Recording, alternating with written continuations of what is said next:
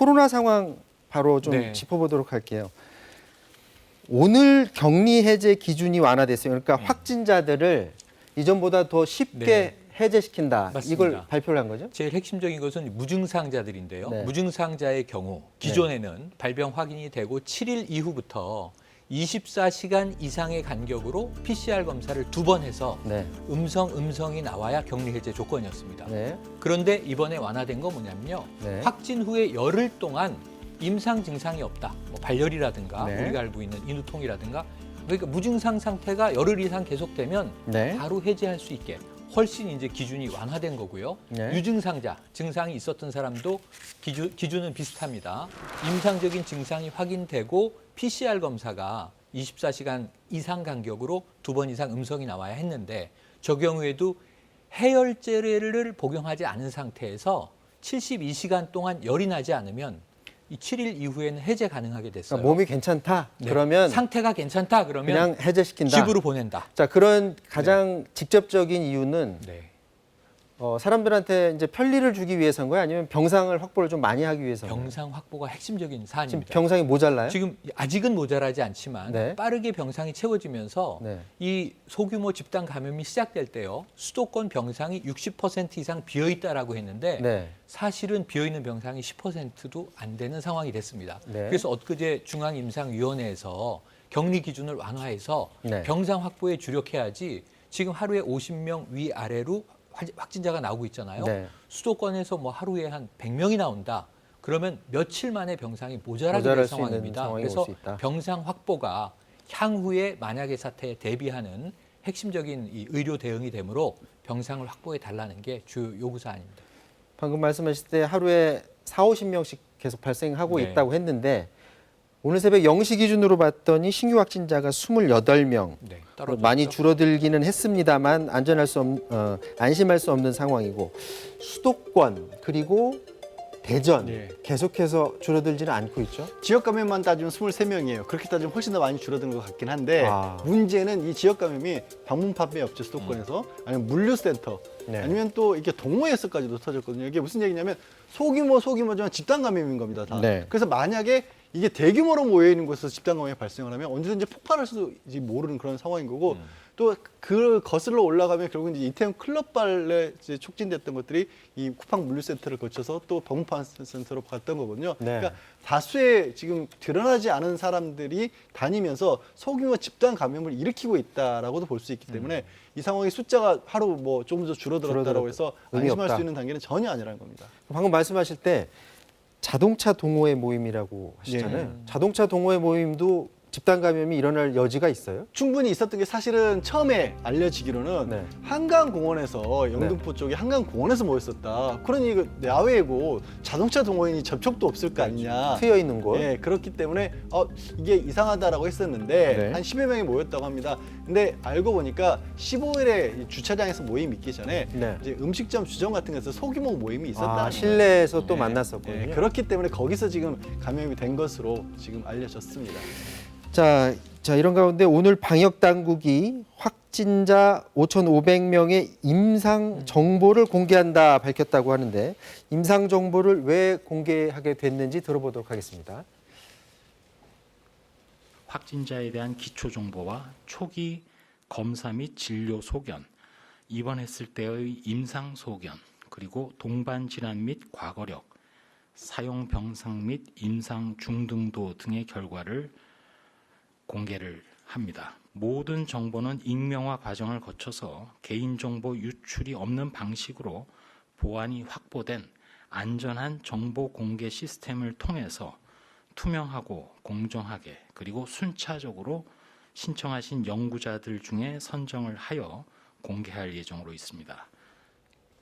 지금 본부장이 너무 어려운 말씀서 저는 이해를 못 하겠는데 예. 임상 정보를 공개를 함으로 해서 방역 대책을 세우는데 무슨 예. 말이에요? 일단 5천 명만 가량이 되면 그 환자들이 나이는 어떻고 성별은 어떻고 임상 경과는 어떻고 어떤 식으로 치료 과정이 있었다 이런 네. 것들을 다 데이터베이스를 만든다는 겁니다. 네. 그렇게 될 경우에는 그러면 어느 정도 연령대가 위험하고 어느 정도에서는 뭐 치료 경과가 어느 정도 빨랐다 또 무거웠다, 나이가 뭐 70세가 넘어갔을 경우에 사망률이 높았다, 이런 것들이 다 나올 거 아니겠습니까? 네. 그러니까 거기에 맞춰서 방역 대책을 세울 수 있도록 하겠다는 것이고, 그 데이터베이스를 일반인들에게 공개한다는 게 아니라 연구진들에게 일단 자료를 만든 다음에 신청을 받아서 심의를 한 다음에 말씀하신 것처럼 철저하게 익명화를 거쳐서 이 전달을 하겠다는 겁니다. 아, 그러니까 방역 대책을 세운다는 게 사실은 이제 정부 내에서는 개인적으로 빼가는 게 아니면 다 그 정보를 알 수 있다고 봤는데, 있죠. 예. 근데 그런데 연구진은 외부를 얘기하는 건가요? 외부의 연구진들에게 공개를 하겠다는 겁니다. 근데 말씀드렸듯이 그 자료가 있으면 네. 지금 우리도 이제 해외 자료를 근거로 해서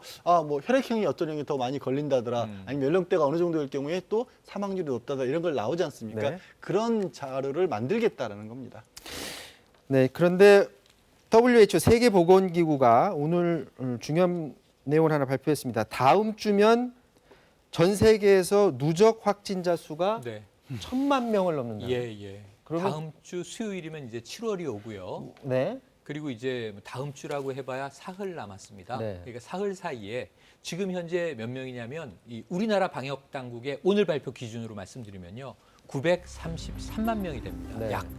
그러면 이제 저 다음 주 사나흘 후면은 1,000만 명이 된다는 얘기고요. 지금 보면은 미국이 여전히 제일 많습니다. 확진자가 많고요. 237만 명 이상 확진에 사망자도 지금 12만 명이 넘죠. 네. 그리고 두 번째가 브라질이 굉장히 최근에 많이 확진이 늘어나면서 네. 이 두 번째가 됐는데 이 118만 8천 명 정도 확진에 사망자는 5만 3천 명이 됩니다. 세 번째가 러시아, 지금 60만 명 이상이 걸렸고요. 사망자는 이제 8천 명을 넘어서 8,500명을 넘었죠.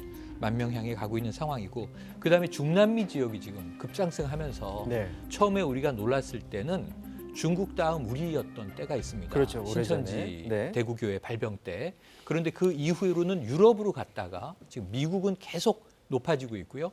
이게 돌아서 중남미로 갔고, 여기는 지금 아직은 후순입니다만 아시아 쪽, 지금 우리나라에도 이 외국인 노동자가 문제가 되는 인도네시아, 방글라데시, 파키스탄 이런 쪽도 하루에 4, 5천 명 정도가 나오고 있거든요. 네. 그러니까 이제 이 굉장히 팬데믹은 계속되고 있다. 그러니까 WHO의 오늘 발표에서 상당히 좀 두려운 대목은 다음 주면은 드디어 이제 7월을 앞두고 전 세계적으로 1,000만 명 이상의 누적 확진이 될 수 있기 때문에 여전히 위험하다.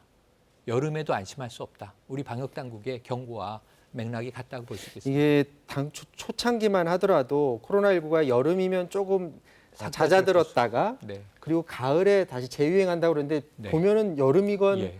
뭐 봄이건 지금 상관없이 계속되고 있는 것 같은데, 보통 이때쯤이면 무슬림 그 메카에서 순례하는 하지가 있죠. 굉장히 많은 신도들이 거기에 모이는데, 보통 무슬림들한테 물어보면 그 나라에 가는 게 이때쯤 가는 게 굉장히 꿈이라고 하는 분들도 이게 계시거든요. 평생의 과업이죠. 그런데 이번에 코로나 때문에 변화가 있다면서요. 안 모입니다.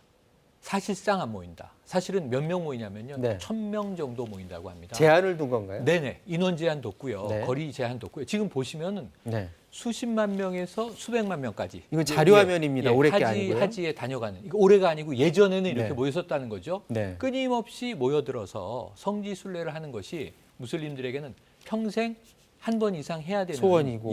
소원이자 과업인데, 문제는 올해 저렇게 모여서는 지금 팬데믹 상황에서 중동은 지금 심각할 수 있다. 그래서 지금 이 무슬림 지도자들과 국가들마다 지금 룰을 정한 것이 1,000명 이상 모이지 말자.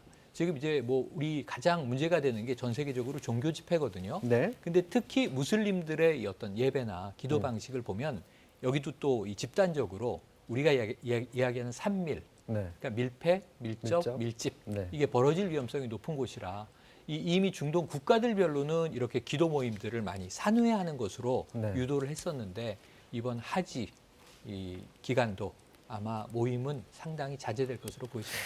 사우디 국가로서는 사실은 큰 결심을 한 큰 거예요. 결심이죠. 이게 전 세계적인 행사인데, 맞습니다. 그리고 무슬림들이 이 기간만을 바라봤던 건데 네. 그거를 1,000명으로 제한했다라는 건 사우디 스스로도 코로나19를 반드시 막아야 되겠다라는 의지를 다졌던 것 같고요. 우리나라 역시도 뭐 전 세계 다른 나라하고 마찬가지로 여름에 혹시나 사람들이 느슨해서 네.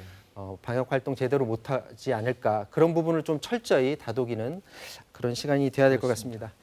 자, 사사건건 오늘 순서는 이것으로 모두 마치도록 하겠습니다. 내일 오후 4시에 찾아뵙겠습니다. 고맙습니다.